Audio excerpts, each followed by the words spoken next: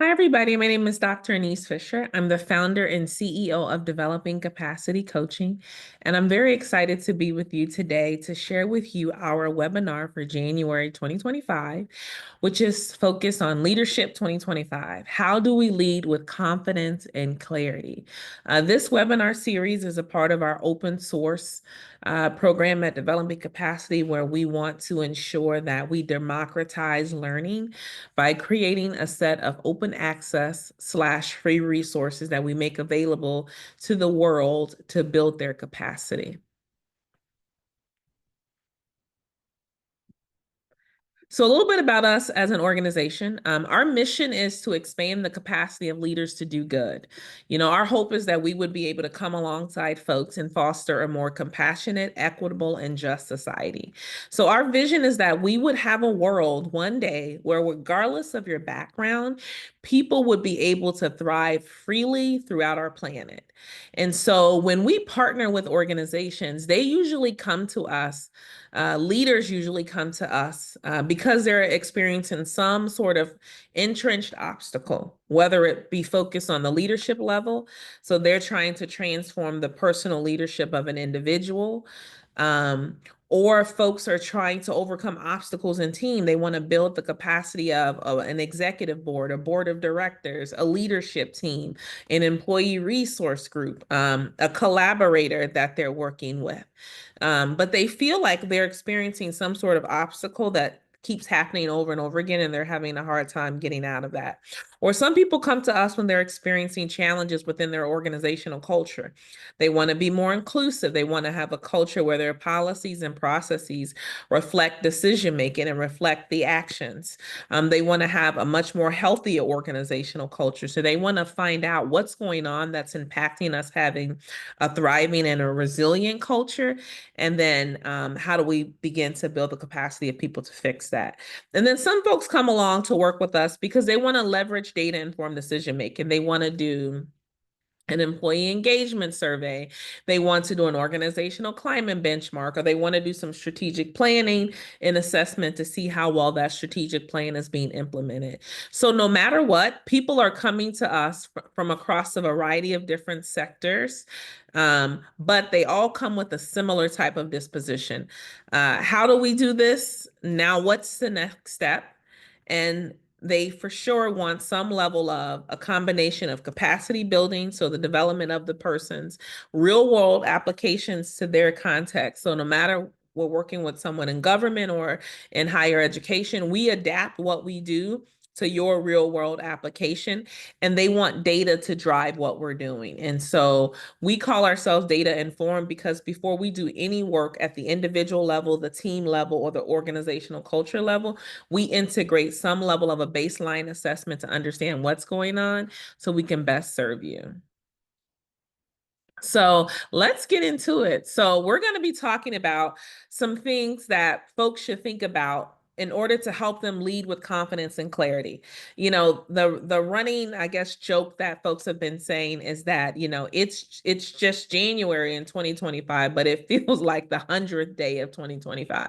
And what we all recognize is that we're going to have some ability to adapt to change while also continue to driving progress. So these areas that we're going to talk about in terms of why it's important to make a leadership evolution in 2025 has to do with the data that we got from our 2024 impact, where we looked at leaders from across the multiple sectors, and we saw what practices were really rising up as key areas where they leaned into their growth. And so what we do know is that 2025 is going to require us to be adaptable.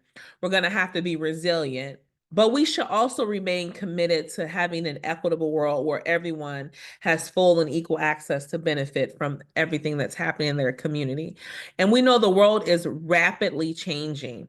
And so we're going to share some key themes of what we consider to be the important areas of leadership for 2025 and frankly beyond. So our hope is that by the end of this webinar, you're going to walk away with some practical strategies that you can use to be able to facilitate inclusive, resilient, and ethical cultures.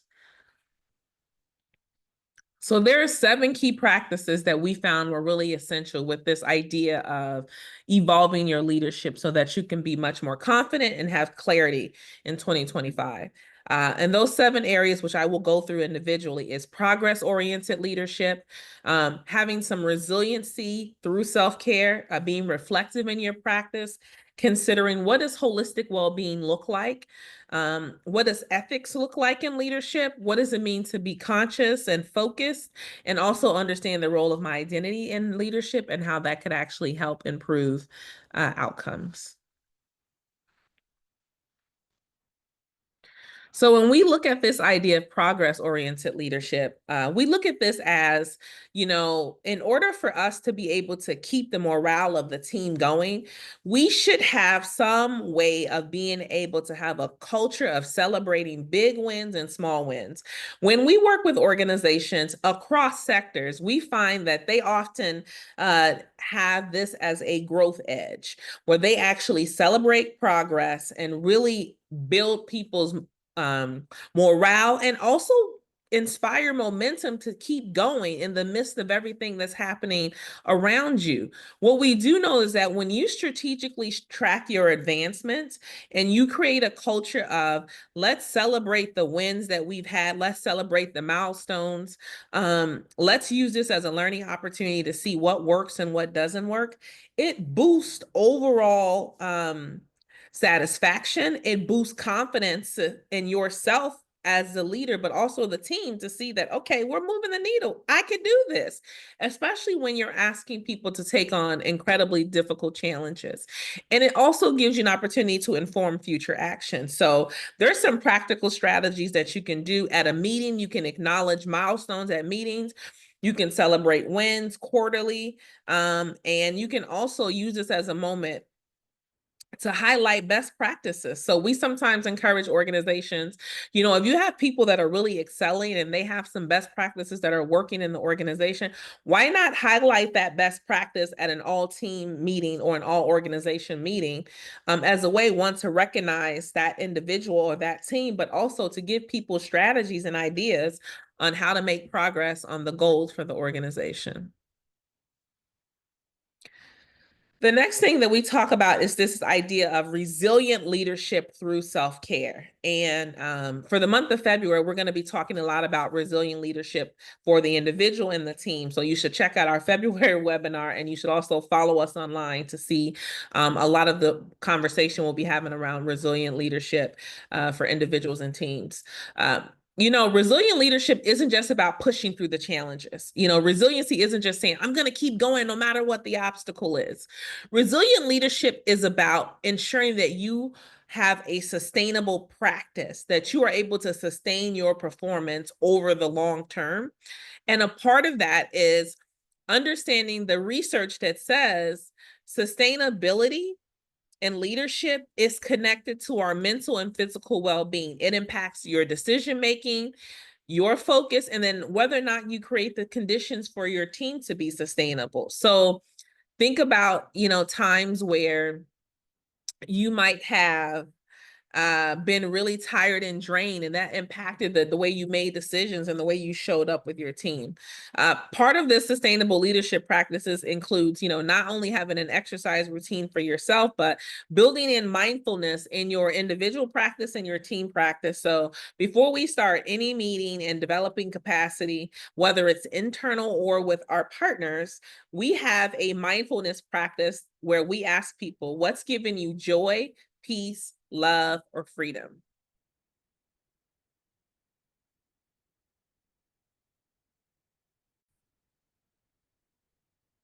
So we use those questions, what's giving you joy, peace, love, or freedom? We tell people you don't have to have all four, but as a way to build in mindfulness. That's no matter what's going on in the world, before we start our meetings, we're going to slow down, we're going to ground ourselves, and we're going to cultivate some level of peace, some level of balance, before we jump into the work. And then part of this is also leading by example. When you prioritize well-being as a leader, you start to set the model on your team that says, us having some level of sustainability, us thinking about excuse me, slowing down and balancing our mental and physical well-being is really critical to the entire team. And it allows you to have better decision making as an individual and on your team, but also you're just creating a culture where you want to begin to prevent burnout. And right now, burnout is one of the key things that folks are talking about, and we're just at the beginning of the year. The next piece is having some level of reflective practice in your leadership. And, confidence in leadership often comes from, external feedback, people telling you, you're doing a good job, you're doing a good job. And so we believe that external feedback is important, in the exercise of leadership, but you also have to have your own internal reflective practices on your own leadership, that you have to be able to give your own self positive feedback so that you can be more sustained in your leadership. So when you get that feedback from someone else, see that as an opportunity to have a mirror, and also to boost your own confidence and to reinforce that you are moving the needle in your leadership. But also, you can't depend on that. So you have to think about ways to have your own affirmations, your own way of slowing down and thinking about your leadership. Um, and the thing here we always say to people is that, it's important for us to be able to, when someone gives you a compliment, not to push it away. How many times we've ever been in a meeting and someone says, great job, Anise. And you're just like, oh, no, it wasn't a big deal. Actually, it was a big deal. You took time, effort, energy, work, intellectual property to do what you did. And nobody could do it like you did, which is why someone's giving you a compliment. So don't just brush that off. See that as an opportunity for your own personal growth, where you can reflect and see, here's where I was effective in my approach. But you can also use this as an opportunity to see where you need to grow, because you can pay attention to, what am I consistently getting affirmations and feedback on from people? Okay, this is obviously a strong suit for me, but where am I not getting this? Where am I getting critical feedback? And then how can I use that for my growth? Next, we want to look at this process of holistic well-being and leadership. And so holistic well-being connects to resiliency in that it does incorporate the processes of mental and spiritual balance, but resiliency is like the whole picture of mental, spiritual well-being, decision making, the importance of creating a team culture around that. Whereas holistic well-being is slowing down to say, like, what are your actual practices where you're balancing your mental and your spiritual. We often talk about the practice of anchors and sanctuaries in developing capacity, which is borrowed from adaptive leadership, which, like, anchors are things that you can do in the moment to guide you, to bring clarity, and to remind you that everything's going to be okay. From reciting your core values to having a gratitude journal, to slowing down and practicing breath and mindful breath when things feel stressed. Um, or to say, I need a moment to pause in a meeting, as a way for you to just bring clarity in a given moment. But we also think about, like, how do you sustain yourself in the long term? And those are practices that we call sanctuaries, which are things that you do every day that have nothing to do with your job, but everything to do with renewing your spirit. Some people, it's like having your cup of tea or coffee in your favorite chair. Some folks, it's working out. Some people, it's prayer or meditation. But what are you doing every day to create mental and spiritual balance? And it has nothing to do with work. But the benefit of it is that it will enhance your decision making and your overall clarity. The next piece that came up for us was this idea of ethical leadership, which is, how are you intentionally using your power? And we always say you have power and choice in every situation. It's up to you to decide whether or not you want to use it. And so power comes in many different forms: your own internal power and how you show up, the power of your relationships, the power that your position gives to you. But when you have authority, you have great responsibility. And so when you're an ethical leader, you're going to be reflecting on how your decisions are impacting other people. You're going to be reflecting on whether or not you're ensuring that your power is being used for positive good. Your power is being used to foster trust. Your power is being used to create a positive impact. And so part of that is thinking about how you're making decisions. Do my do my actions align with my core values? Which for us equals integrity. But am I creating equity? Am I creating environments where people are heard, seen, and respected, that people have full and equal access to really thrive in my particular team or an organization? And so one of the things we often quote is MLK's last speech, where he says, America, we just want you to be true to what you say on paper. And what does that mean in the most basic way? If you say you are one way, if you say I'm about inclusion, if you say that I'm focused on innovation, whatever if you say that I'm focused on justice, then your actions should align with that. And part of that means that we should lead with empathy, that how am I using my power to uplift other people, to strengthen our workplace culture? How am I using my power to create a culture of trust and integrity? How am I also making choices that elevate other people and not just have them be on compliance? I tell you do. And so all of these ways in which we use our power has an impact on our experience, but the experience of our team and the experience of our organizational culture.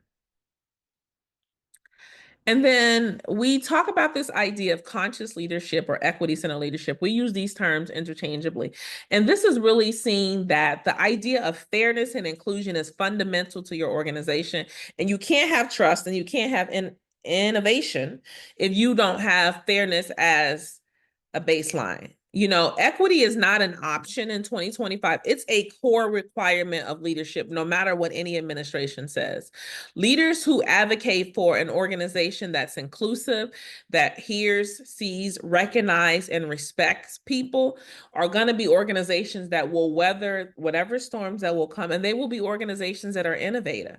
And so part of that is recognizing where in our organization are there unfair structures? Where do we need to create better accessibility? And then how are we equipping people in the organization with tools to be proactive to ensure that we have an environment that honors people, respects people, that, you know, addresses any disparity so that we can really have an organization that promotes thriving and an organization that makes meaningful change in whatever field we're working in. And the next piece we talk about this idea is that your identity shapes who you are and how you lead. And your identity is something that you should be proud of.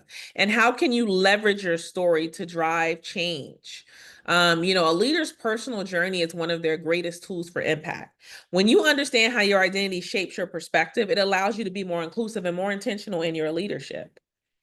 We do an activity sometimes with teams around connecting to your core.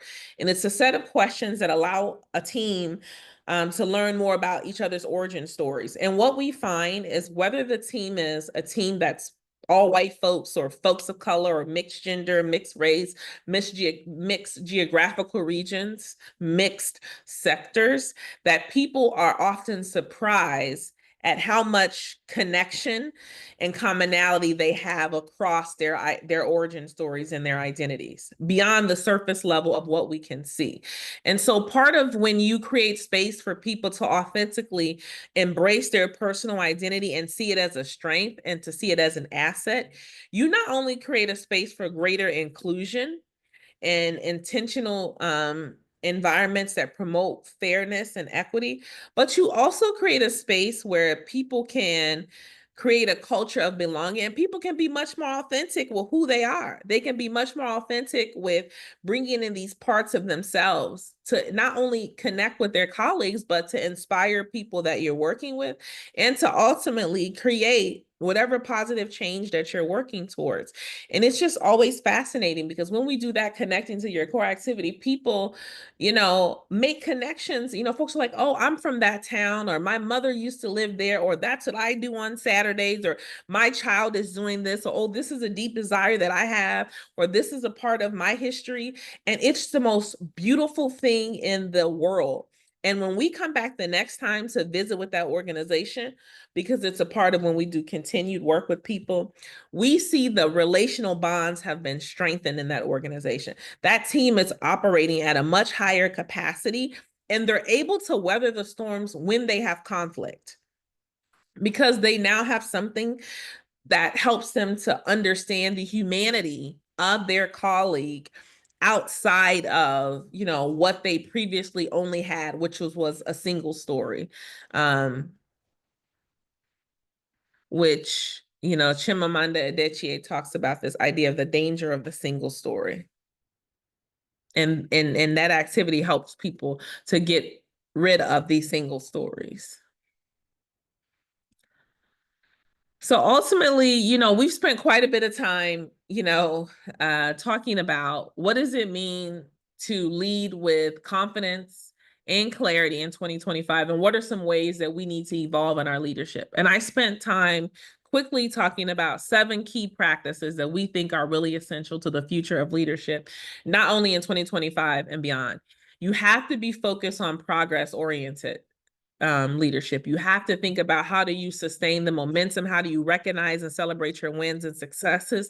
How do you create a culture of continuous learning, celebrate what we do well, and then learn from where we need to grow, and use it as a way for building momentum?